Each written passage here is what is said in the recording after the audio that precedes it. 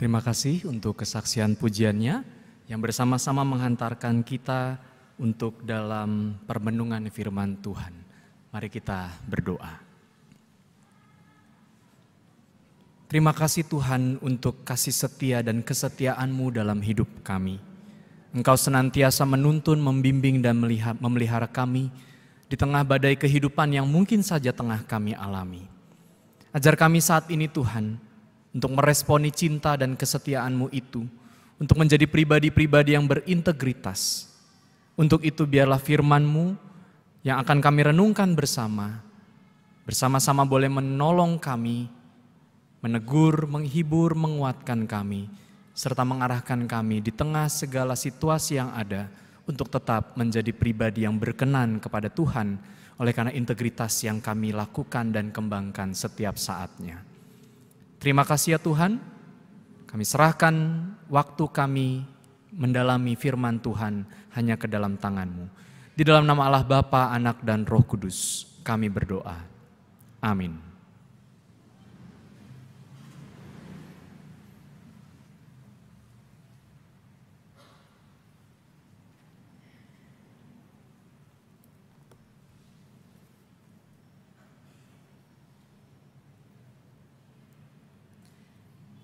Bacaan pertama diambil dari Mika 3 ayat 5 sampai 12.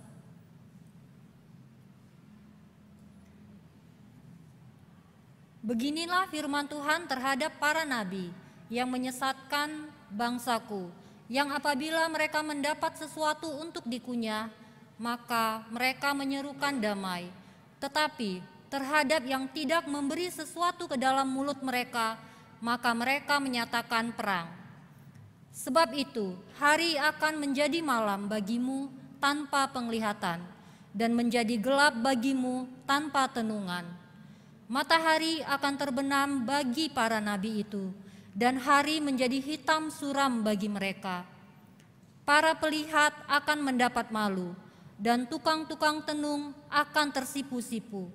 Mereka sekalian akan menutupi mukanya, sebab tidak ada jawab daripada Allah. Tetapi aku ini penuh dengan kekuatan, dengan roh Tuhan, dengan keadilan dan keperkasaan, untuk memberitakan kepada Yakub pelanggarannya dan kepada Israel dosanya.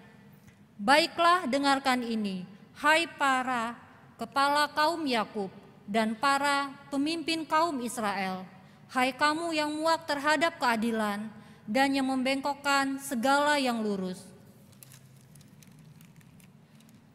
Hai kamu yang mendirikan Sion dengan darah dan Yerusalem dengan kelaliman. Para kepalanya memutuskan hukum karena suap, dan para imamnya memberi pengajaran karena bayaran. Para nabinya menenung karena uang, padahal mereka bersandar kepada Tuhan dengan berkata, bukankah Tuhan ada di tengah-tengah kita? Tidak akan datang malapetaka menimpa kita. Sebab itu, oleh karena kamu, maka Sion akan dibajak seperti ladang, dan Yerusalem akan menjadi timbunan puing, dan gunung Bait Suci akan menjadi bukit yang berhutan. Demikianlah firman Tuhan. Syukur kepada Allah.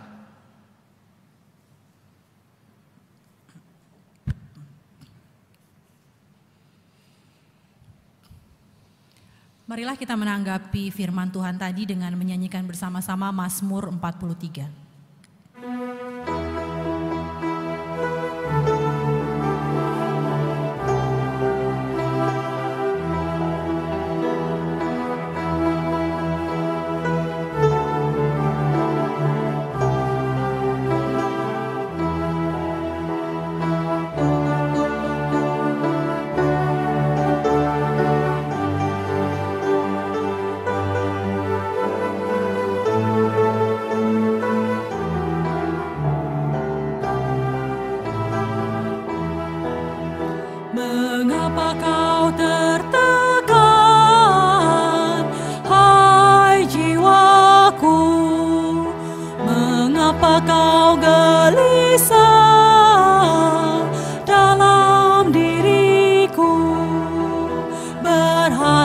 kepada Allah.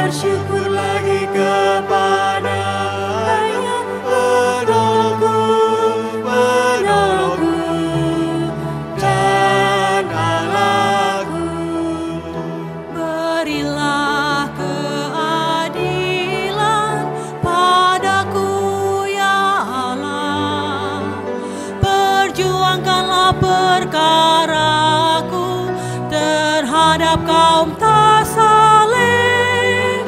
Luputkan aku ya Tuhan dari orang penipu, luputkan aku dari orang curang.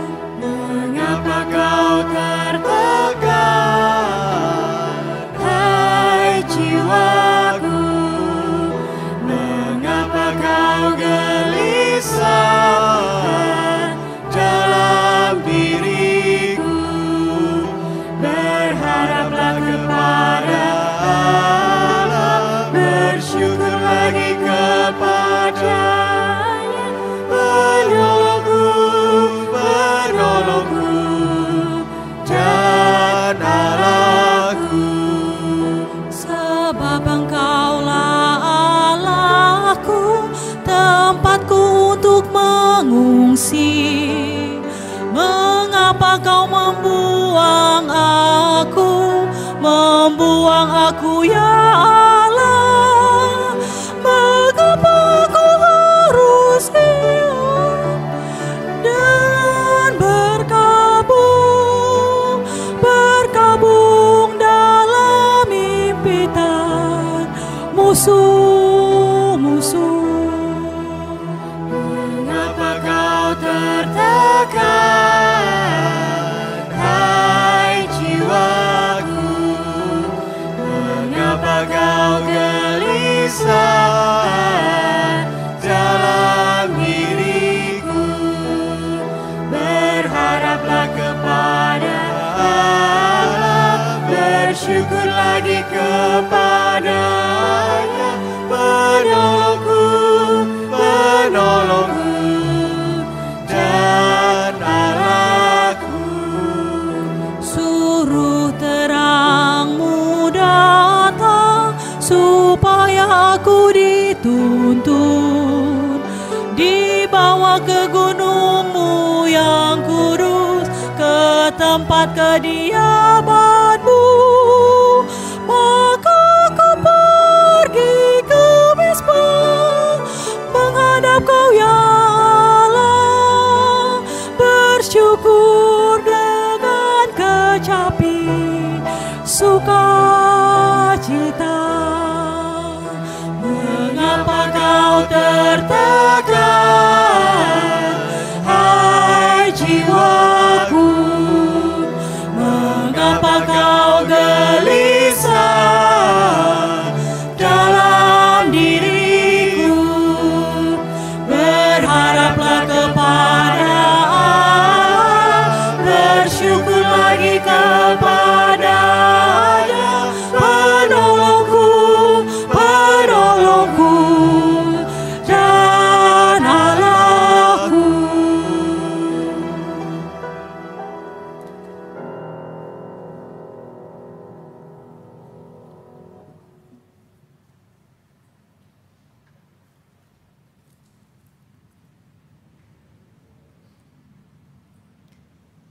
Bacaan kedua diambil dari 1 Tesalonika 2 ayat 9 sampai 13.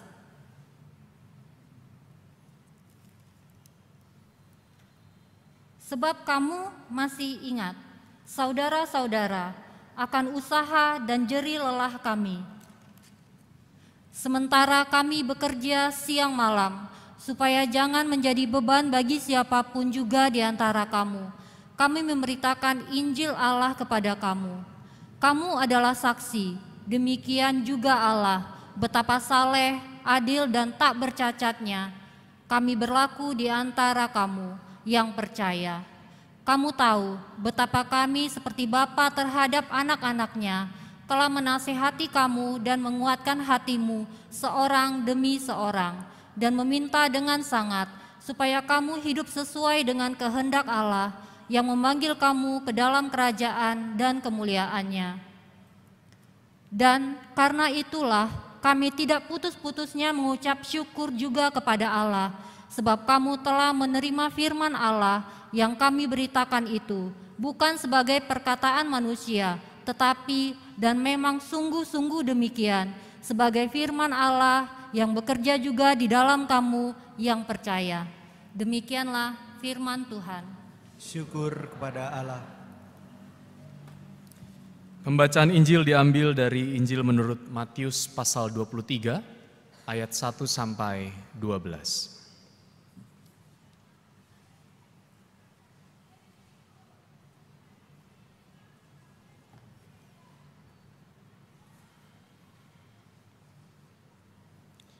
Firman Tuhan demikian dinyatakan kepada kita. Maka berkatalah Yesus kepada orang banyak dan kepada murid-muridnya katanya, ahli-ahli Taurat dan orang-orang Farisi telah menduduki kursi Musa. Sebab itu turutilah dan lakukanlah segala sesuatu yang mereka ajarkan kepadamu, tetapi janganlah kamu turuti perbuatan-perbuatan mereka, karena mereka mengajarkannya tetapi tidak melakukannya. Mereka mengikat beban-beban berat, lalu meletakkannya di atas bahu orang, tetapi mereka sendiri tidak mau menyentuhnya. Semua pekerjaan yang mereka lakukan hanya dimaksud supaya dilihat orang. Mereka memakai tali sembayang yang lebar dan jubah yang panjang. Mereka suka duduk di tempat terhormat dalam perjamuan dan di tempat terdepan di rumah ibadat. Mereka suka menerima penghormatan di pasar dan suka dipanggil rabi. Tetapi kamu, janganlah kamu disebut rabi, karena hanya satu rabimu dan kamu semua adalah saudara. Dan janganlah kamu menyebut siapapun bapa di bumi ini, karena hanya satu bapamu, yaitu Dia yang di sorga. Janganlah pula kamu disebut pemimpin, karena hanya satu pemimpinmu, yaitu Mesias. Barang siapa terbesar di antara kamu, hendaklah ia menjadi pelayanmu. Dan barang siapa meninggikan diri, ia akan direndahkan, dan barang siapa merendahkan diri, ia akan ditinggikan. Demikianlah Injil Yesus Kristus. Yang berbahagia ialah mereka yang mendengarkan firman Tuhan dan yang memeliharanya. Haleluya.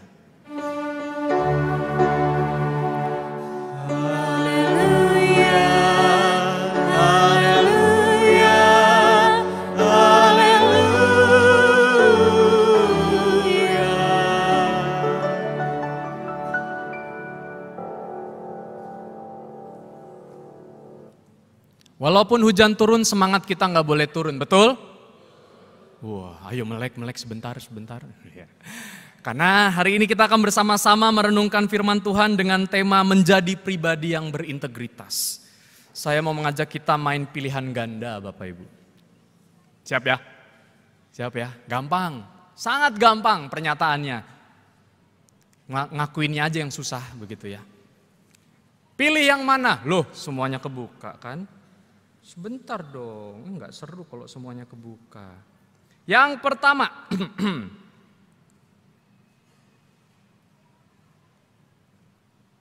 loh semuanya kebuka, ya udahlah. Yang A, wajahnya rupawan tapi tukang bohong, jujur tapi wajahnya pas-pasan. A atau B? Cepet banget, B. Saya kira ada kambing atau B. Oke, yang kedua. Kaya raya tapi tukang tipu, berkekurangan tapi pekerja keras, itu harusnya. Ya gampang Mbak itu man. B. Yang selanjutnya, saleh beriman tapi hanya pencitraan, otentik apa adanya tapi tak beriman.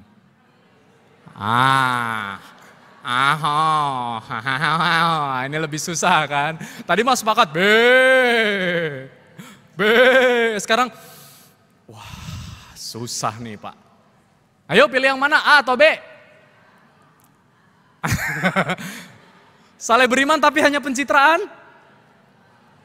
Atau otentik apa adanya, tapi saya tak beriman Pak? Ayo, susah kan? Begitu sulit, iya memang dia sulit sekali. Kalau tadi pernyataan yang pertama, AB-nya itu masih gampang karena apa? Bisa kita pertandingkan, betul ya? Dalam artian, ya saya pasti pilih yang saya nggak mau dibohongi Pak. Tapi ada juga ada yang milih, gak apa-apa tukang bohong karena saya raja bohong. Ya, atau ratu bohong, gak cuman raja ya. Kaya raya tapi tukang tipu Pak. Dia berkekurangan tapi pekerja keras. Rumah itu hasil keringat kami Pak. Bukan tukang-tukangnya ya yang bangun, tapi keringat suami istrinya. Tapi yang bagian terakhir ini, saleh beriman tapi hanya pencitraan. Versus otentik apa adanya tapi tak beriman. Mungkin ada yang berpikiran begini, percuma dia beragama tapi kalau sikapnya justru tidak menunjukkan keyakinan agamanya, kan begitu ya. Tapi salah juga atau bingung juga ketika dia tidak beragama, apalagi buat para orang tua yang pengen cari calon mantu, begitu kan. Dia seamin tapi tak seiman, wah berat. Ya. Tapi inilah realita ketika kita diperhadapkan dengan situasi yang bertolak belakang. Antara yang tampilan luar dengan yang dalam. Apalagi ditambah sekarang adanya artifisial, betul nggak? Betul ya? Artifisial, seolah-olah dia padahal bukan. Kepalsuan itu bisa ada nggak? Bisa. Ini bunga artifisial, apalagi artifisial? Cinta bisa artifisial? Bisa, banyak banget cinta palsu. Ya, banyak sekali ngomongnya cinta. Tapi apa? Pukul sana, pukul sini, tinggalin saya dan segala macam. Artifisial, palsu. Bukan saya, bukan seolah-olah saya. Tapi ya mungkin kita nggak sampai ke sana lah, nggak sampai palsu kok Pak. Saya cuman superficial. Apa bedanya sih artifisial dengan superficial? Saya tahu sialnya doang kayak gitu. Ya. Apa bedanya? Artifisial dengan superficial. Superficial itu adalah permukaan. Kalau palsu totally different. Palsu beneran. Gitu ya. Tapi ini permukaan. Coba lihat gambar itu. Kadangkala kita udah punya stereotyping. Orang yang pekerjaannya ini, yang tampilannya begini, oh pasti penjahat. Betul nggak? Pasti tukang rusuh, ya, dan segala macam. Atau sebaliknya, yang tampilannya kalem, adem, ayem, pokoknya dari segi penampilan itu cocok jadi mantu, misalnya begitu. Tapi ternyata dia tukang bohong, tukang tipu. Iya. Banyak nggak kayak begitu Bapak Ibu? Kenapa? Jangan-jangan kesalehan dipakai untuk menutupi kebobrokan. Makanya tadi pernyataan terakhir itu susah banget. Saleh beriman tapi pencitraan. Giliran orang otentik apa adanya nggak beriman. Nah lo, ya. Kenapa? Ini kita berhadapan dengan situasi artifisial yang palsu sama sekali. Sehingga ternyata ketika kita baca berita dan segala macam itu juga banyak perkara soal chatbot dan segala macam itu sampai kita nggak tahu mana yang asli atau superficial. Sebenarnya iya, cuman tampilannya aja. Ya. Yang tampilan jelek ternyata baik, yang tampilan baik ternyata parah. Ya. Nah ini kadangkala membuat kita dilema Bapak Ibu sekalian. Menjadi pribadi yang berintegritas, apakah keduanya akan ada? Seharusnya tidak.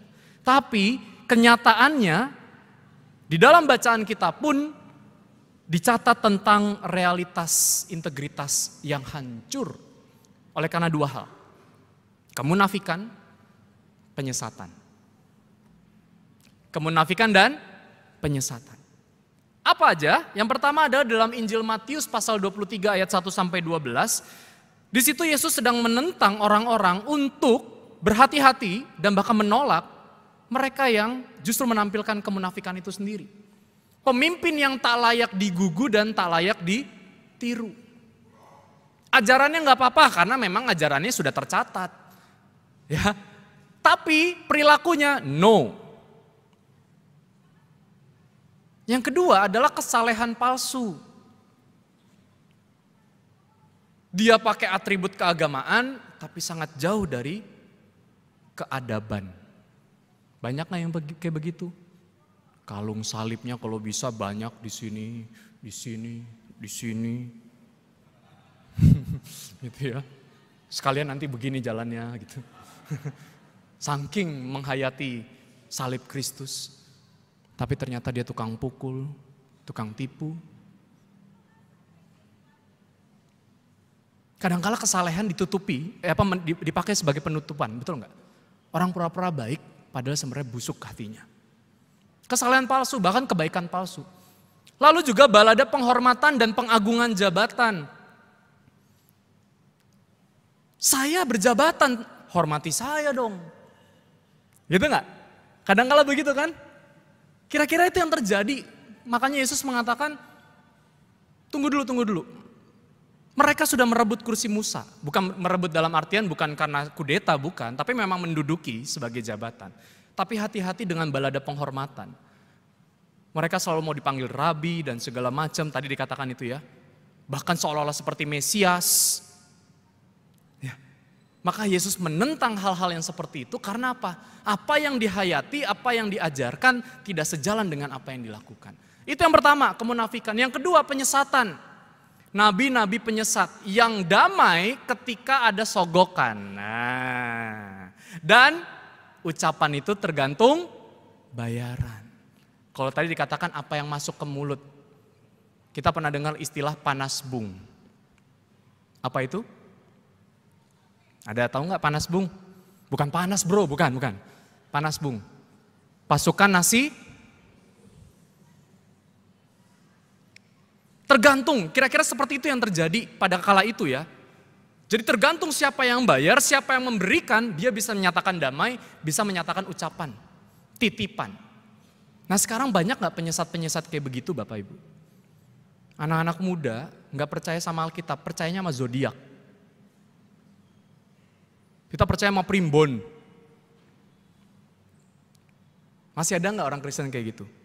Banyak. Aku Gemini, aku Gemoy, ya.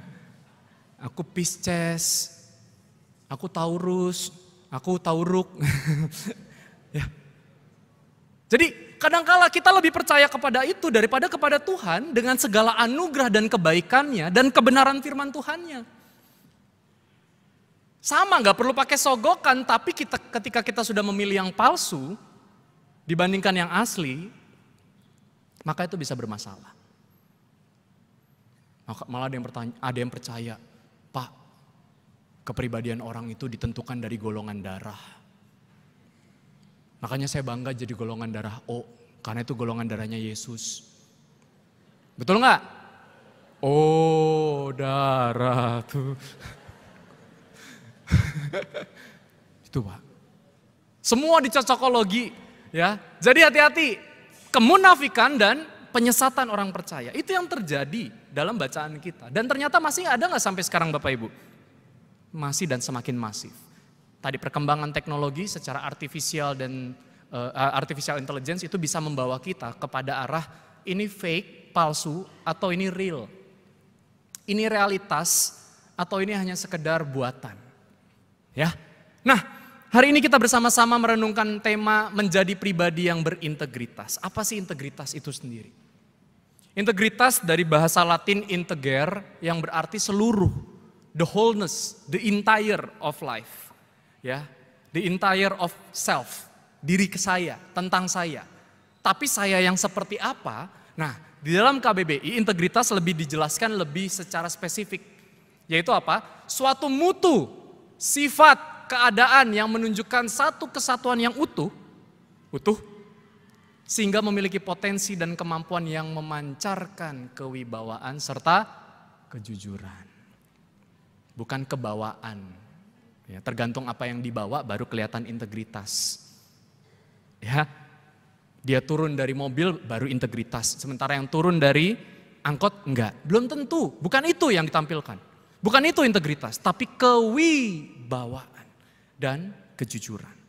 Masalahnya kita tahu definisi atau pengertian ini sangat bagus. Saya pengen banget Pak kalau begitu, ya enggak?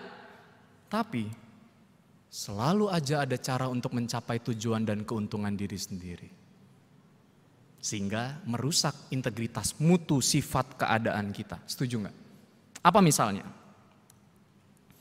Yang pertama udah jelas-jelas salah dibilang benar. Kalau salah bagi orang lain, bagi saya benar ya saya anggap benar. Kalaupun salah, saya cari pembenarannya. Betul? Betul nggak? Pukul anak, salah apa benar? Nah ini bikin dilematis nih. Tapi kalau nggak dipukul, anak itu nggak diem. Pilih yang mana Bapak Ibu? Ayo para pelaku. Berteriaklah wahai para korban. Mengerti ya, bahwa Yang benar, yang salah dianggap benar. Bahkan dicari-cari pembenaran. Saya begini kan karena saya cinta, Pak. Karena saya begini, saya begitu. Sesuatu yang baik, tetapi ternyata output, bahkan inputnya itu buruk. Sehingga orang menangkapnya, lu ngomong cinta, tapi kok saya tidak merasa itu sebagai sebuah cinta. Anda ngomong kebaikan, tapi saya rasa itu bukan kebaikan. Persepsi yang diterima menjadi kabur akan integritas. Bahkan orang memandang kita sebagai bukan pribadi yang berintegritas. Yang benar, yang salah dianggap benar, begitu sebaliknya. Kalaupun salah dicari-cari pembenarannya. Yang kedua, selalu ada cara untuk mencapai tujuan dan keuntungan diri. Ya, yang justru akan merusak integritas itu. Yaitu apa? Hidup kita nggak ada yang namanya nggak berkompetisi. Setuju nggak? Ya, mau cari makan aja survival. Ya kan? Berburu buat barang diskon aja itu sangat. Ada yang pakai helm jangan-jangan. Ya. Wah, kompetisi. Tapi jangan lupa, Anda berkompetisi karena punya kompetensi atau enggak? Kita belajar berkompetisi untuk menjadi juara satu misalnya. Tapi caranya gimana? Menambah kita berkompeten atau jangan-jangan makin inkompeten? Cuman dapat juaranya tapi istilah sekarang tuh bocah kosong. Nggak dapat apa-apa, nggak ada kompetensinya. Karena demi kompetisi. Ya, betul ya? Atau, ini dia. Kepintaran versus kebajikan. Kebajikan apa Bapak Ibu? Apa yuk? Nilai-nilai. Orang pintar tapi nggak punya nilai yang mendasari baiknya. Itu bisa bermasalah. Saya orang pintar nih. Orang pintar? Bukan iklan saya mah. Ya, orang pintar tapi dia cari cara. Bagaimana saya bisa memanfaatkan orang? Ya, pakai aplikasi WA. Wah, ini pakai file.apk. Banyak yang kejebakan. Begitu diklik, uang itu menyublim. Kepintaran enggak? Kecanggihan enggak? Iya. Ada kebajikan enggak? Paham ya? Lalu apa? Kejujuran versus kepentingan.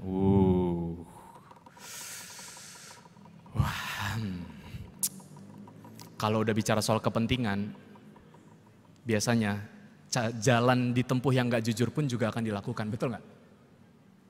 Setuju gak? Yang penting kepentingan saya terpenuhi Pak. Mau saya nilep kek, korupsi kek, urusan belakang, yang penting kepentingan. Lalu kita mengatakan, belajarlah berintegritas, tapi saya begitu. Kejujuran versus kepentingan. Tidak ada orang yang tidak punya kepentingan, setuju nggak? Tidak ada kelompok yang tidak punya kepentingan. Yang tidak ada kelompok yang tidak ada kepentingan, pasti punya. Tapi masalahnya kepentingan itu ketika diperhadapkan dengan kejujuran, seperti apa? Mulai dari caranya, mulai dari motivasinya, mulai dari tujuannya dan segala macam. Atau yang terakhir, kecukupan versus keinginan. 50 juta sama 5 juta, pilih yang mana Bapak Ibu? Jujur. Ayo. 50 juta sama 5 juta. Nih setengah nih karena 5 juta lah ya. Pilih yang mana? 50. Kira-kira menurut Bapak Ibu akan mencukupkan kehidupan kita yang 50 juta apa 5 juta? 50 Pak, tapi tergantung jatuh temponya berapa puluh juta. Betul enggak? Karena apa? Jangan-jangan itu keinginan semua, bukan kecukupan. Tapi apa hubungannya dengan integritas? Nah, saya mau masuk ke situ. Hal-hal seperti ini adalah sebuah pilihan-pilihan dalam hidup kita. Ketika kita menjadi pribadi yang berintegritas, tergantung bagaimana kita menampilkan dan mewujudkannya, kadang-kala begitu. Maka dari itu firman Tuhan hari ini, Yesus sangat menentang hati-hati dengan kepalsuan itu, hati-hati dengan kemunafikan diri kita, termasuk juga dengan penyesat-penyesat yang ada, yang mungkin saja itu bilangnya adalah sebuah kejujuran, itu adalah sebuah hal yang salah, tapi kita anggap benar. Ini kepentingan Pak. Ya, hati-hati penyesatan-penyesatan itu nggak cuma sekedar memang dia orang sesat dan menyesatkan orang, enggak, tapi termasuk nilai-nilai seperti ini. Dilema-dilema seperti ini. Maka dari itu pribadi yang berintegritas itu bicara soal menyeluruh dan utuh. Mulai dari apa? tindakan, kata-kata. Tadi pagi saya udah kasih contoh nih ya. Kita lihat ini berhasil apa enggak ya. Sekarang saya minta Bapak Ibu, kalau bilang iya, geleng. Kalau bilang enggak, ngangguk. Siap ya? Siap ya? Siap? Iya. Iya. Enggak. Enggak. Iya enggak. Iya enggak. Iya enggak. Iya enggak. Asik. Pagi-pagi diajak ajojing, Pak. Itu mengatakan bahwa dari perkataan dengan tubuh aja kan harus ada sinkronisasi, betul nggak? Ketika itu tidak sejalan, kita aja stuck kok. Otak kita butuh koordinasi yang lebih, butuh proses. Tapi kalau kebiasaannya udah salah, dilakukan dengan salah, ya sudah itu menjadi kebenaran. Tapi pertanyaannya apakah berintegritas? No. Tindakan dan kata-kata sejalan itu salah satunya. Lalu apalagi? Hasil dan tujuan. Hasil dan metode. Menjadi baik, tapi kalau caranya nggak baik, tunggu dulu. Terus kita bilang, ini Pak yang terbaik. From the best of the worst. Dari yang terbaik, tapi dari yang terburuk. Kenapa? Caranya buruk, demi hasil yang baik. Integritas? Karena tadi suatu mutu yang menyeluruh. Apalagi? Keyakinan atau kebajikan, serta pengambilan keputusan.